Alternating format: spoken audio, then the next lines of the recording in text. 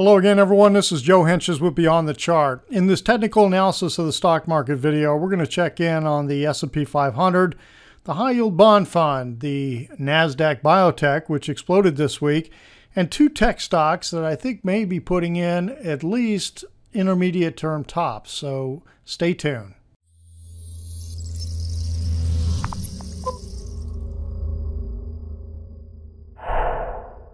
All right, let's start off here with the S&P 500. You can see on Friday, it was only up a little, 3.8 points. Tight little range here the last 3 days. We had the big move on Monday, and it came back down, and that entire gap, it completely retraced itself on the SPX with Wednesday's action in here. So it continues to ride up, above the 10-day moving average. The 10 stays above the 21. We're continuing to slightly push higher. We've got this interesting, what looks like an expanding diagonal pattern going on here. I'm not sure what to make of it yet, but it is definitely on my radar screen and watching this. And so far, it's by and large staying within that pattern. All right, we take a look at the weekly chart, and you'll see on the weekly chart we only were up 5 points for the entire week, mainly because we gave all of Monday back. And it's a little doji type star in here. And, to me, that means this market's either pausing, a combination of pausing, indecision, just trying to make up its mind as to what it really wants to do. And, along with that, when you go over and take a look at the McClellan oscillator, which measures overbought, oversold indications on the market, we are almost dead neutral on the market. So that's kind of in sync with what we're seeing on the candles, the price movement there on the S&P 500. Reading is -8. I kind of think of anything between -50 and +50 as in the neutral zone. And then you get down here, you're oversold. This is severely oversold, and vice versa to the top. So right now we're dead neutral in the stock market. Let's take a look at the high yield bond fund. Let me pull that up. Now, the high yield bond fund had a big break here on Wednesday. It come down and started to, here's Monday. Here's when the market bounced up big time. Well, you notice how that's not in sync with high yield bond funds, not in sync with the market here. And so we got a big break, bounce, kind of came back Thursday, Friday. Looks like we may have just come back to the trend line, which was the trend line from November that got broken very substantially on Wednesday. So now we're going to find out this week whether this was just kind of a sell-off or whether this is going to continue to the downside here. Now, the other thing I want to point out is usually I'm looking for this to be in sync with the market when everything is going, fine with the market. And I say that from the standpoint of, this signaling a risk on mode or risk off. Right now, this to me is signaling risk off. And when we look at, let's take a look at, well, right here, what is this date? May 24th. Okay, so from May 24th, even if you looked up here at May 30th, let's take this peak right here. It chopped, came back, kind of retested, and then sold off. So really the direction is kind of down to sideways, right like this, okay? We come back and take a look at the S&P 500, and where's May 30th? Well, May 30th is right here, and this is up, sideways to up. It's going in the opposite direction. This is continuing to push up.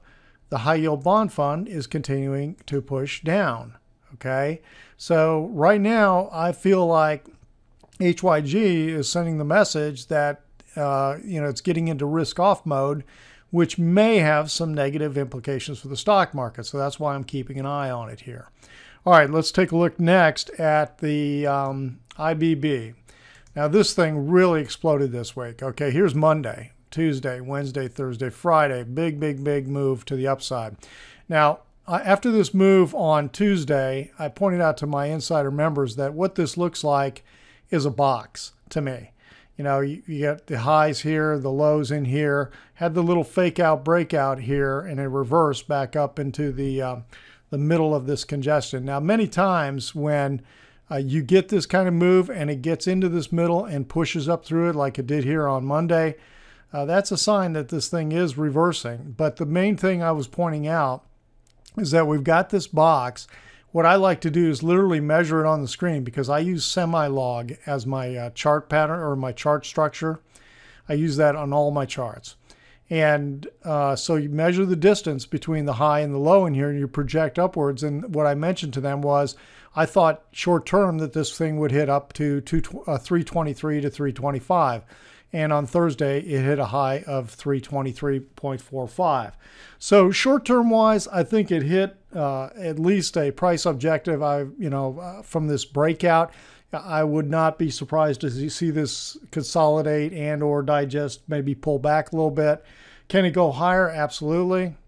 When you look at where, you know what, the better way for me to do that is we look at the number here, 320.74. Let me just scroll back over to where we are. Okay, so here's where we closed, 320.74. So right in this area, we're now running into a lot of overhead. I think you're going to see a lot of overhead supply come back in, and you got this little short-term gap. Yeah, it could punch up here and close this gap. The top of the gap is at 338 to 31, let's call it. So yeah, you could have maybe another 15 to 18 points to the upside, but I do have a feeling that it's going to run into a lot of resistance. But so far, it's had a pretty big move with a lot of volume this week. All right, let's take a look at Apple and Electronic Arts.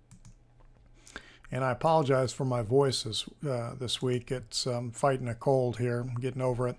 All right, Apple, I think, has got the potential to be topping in here. Let me just get rid of the crosshairs for a minute. We've got this trend line in here. We have this potential little shoulder, big head, possible right shoulder forming. It's really hard to tell. I drew this trend line just because I saw these points in here. So I think there's a real possibility this could break down further. Now, if it closes back above this 10-day, the blue line, the 10-day moving average for 2 days in a row, then all of a sudden I'm going to start thinking, maybe this thing is going to go continue pushing to the upside. But right now, this is on my radar screen, watching to see if it's going to break down or pull back up to the upside. It breaks this neckline, and I think it's got quite a bit of room to go. The support it got in here with this move, that Friday, Monday move in here, came down to the low 140s. That's what I had talked about as a potential support area. And if it doesn't hold in here, then there's not a whole lot of trading congestion and areas for it to consolidate. And we got this gap all the way down in here into the 20s. So right now, the main thing is just watching this trend line and in the price action this week. All right, that's Apple. Now, Electronic Arts looks a little clearer to me, like a potential head and shoulders. And Friday's closing action really sold it off. Somebody was doing some heavy selling into the close on EA. It just started selling off, and it pushed all the way down. I thought it actually closed on its low for the day, but it was very, very close, 10 cents off its low. So watching to see for this one, is it going to break down? And it's got a pretty good size gap in here that's all the way down 96.5 or so. So that is definitely also on my radar. All right, everyone, that's it for this week. If you felt like the video was helpful, hit the like button and share the video with your friends and social media. And if you want to have this kind of insight, trade ideas, education on a regular basis, become an insider member. Check it out on the website at joehenches.net if you're not watching it here on the website. All right, everyone, have a great rest of the weekend, and we'll talk to you on the next video.